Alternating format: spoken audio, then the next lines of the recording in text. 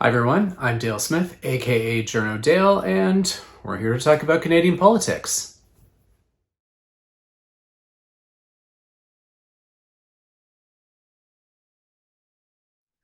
All right, I'm here this week with Keldon Bester, who is the co-founder and executive director of the Canadian Anti-Monopoly Project.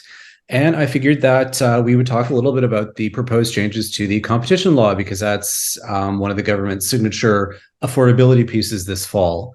One of the pieces in there is ending the efficiencies defense. There's also some market research stuff in there. So I figured I would get Keldon, the expert, to walk us through some of these. Keldon.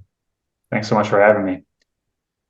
So the government has proposed three changes to Canada's competition law. First is removing what's called the efficiencies defense, which allows mergers to go through that otherwise might harm Canadians through things like higher prices.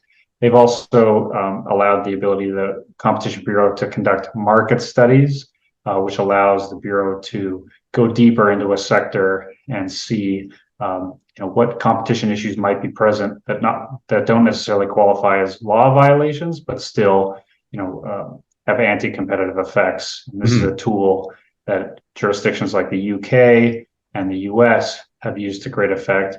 And then the third is a bit of a more technical adjustment to how the Bureau can go after agreements that reduce competition. And this is in response to, I think, a number of things. But first, the Bureau finding um, evidence of what they call restrictive covenants, basically landowners, often grocery stores, putting restrictions on what property can be used for, which most recently we saw reported by the Halifax Examiner as potentially limiting Dollarama's ability to compete in the bread space by Sobeys. So at a high level, these are three positive changes, but it is in a context where our law is severely outdated and there's still quite a bit of work to do.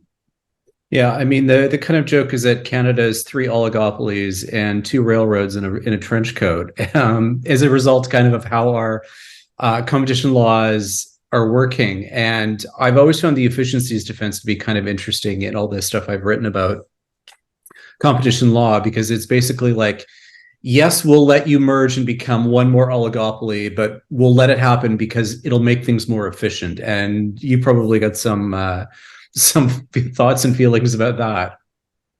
Yes, it's certainly not the only problem with our merger law, but it's indicative of exactly that kind of thinking that you described, is that there are these gains to be made by allowing businesses to combine, and whether or not we actually realize those gains, we'll worry about that later. So this is very much the kind of thinking that was prevalent in, the 70s and 80s when our law was being developed. Canada took a particularly extreme view of it, and we believe, and the record shows that this is really the result of the fact that big business had a heavy hand in crafting this law. So, as I said, there are other issues with Canada's merger law, but this, as a symbol of that way of thinking, I think is important to get off the books. Mm-hmm. Um, and I think one of the things that's I guess kind of telling for me is the way that the government is possibly overselling these changes that they're proposing. That yes, they are useful, but they're useful down the road and not necessarily in the short term, which they're kind of promising in the short title of affordability measures. And I wonder if you can just kind of unpack that a little more.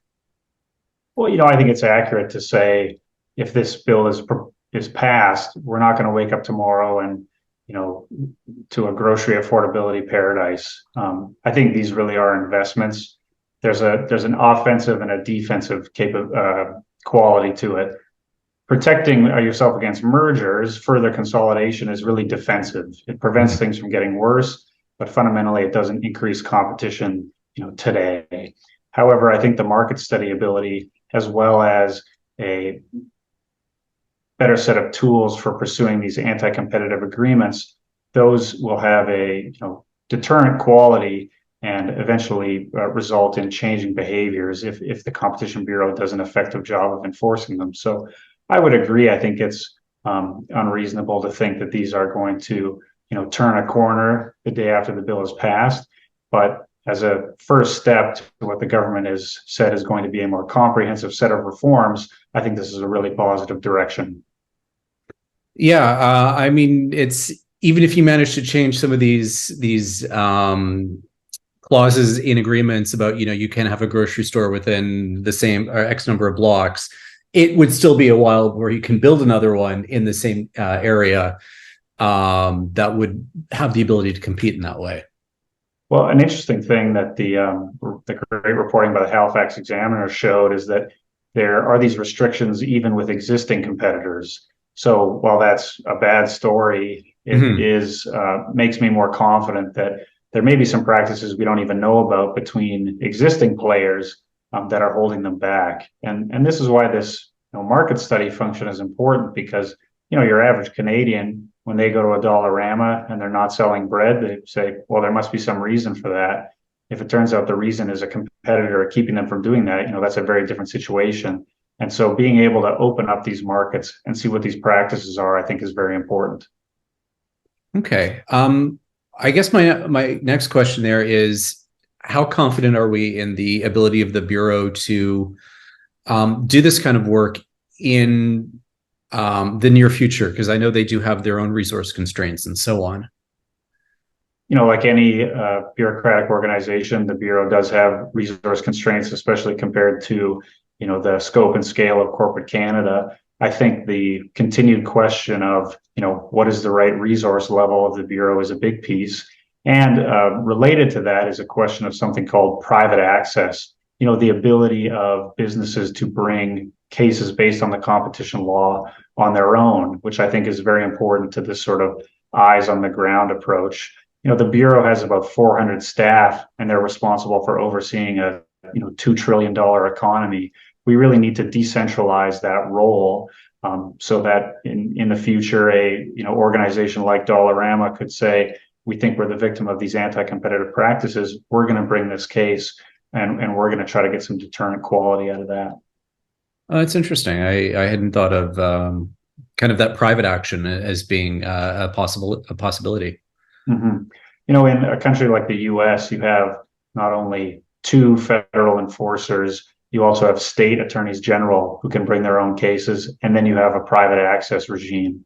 And in that way, you have a very decentralized approach that results in a richer body of case law. But more importantly, again, I go back to that eyes on the ground, seeing right literally where the anti-competitive effect is taking place, allowing those people to ring the alarm and to get some restitution.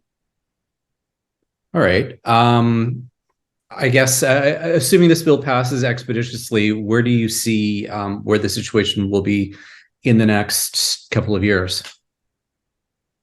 Well, if we get this bill forward and a more comprehensive reform of the Competition Act, I would like to see a bureau that takes a much bigger role in public life and is more transparent with the Canadian public as to what they're doing. And so I would like to see more action against mergers. We'd like to see, we don't want a repeat of Roger Shaw as an example. And I Yeah. would like to see some studies into some of the sectors that maybe don't get as much airtime, but are just as important, if not more, to the Canadian economy. Things like transportation and higher levels of the grocery supply chain. I think there's those areas are ripe for investigation and a better and greater transparency for Canadians. All right. Well, thanks for taking the time to do this. Thanks so much for having me. All right. Thanks. And that's everything for this week. Join us again next week for some more Canadian politics. I'm Dale Smith. It's at journo_Dale on Twitter. And don't forget to like the video, share, subscribe, and support us on Patreon. Thanks, everyone.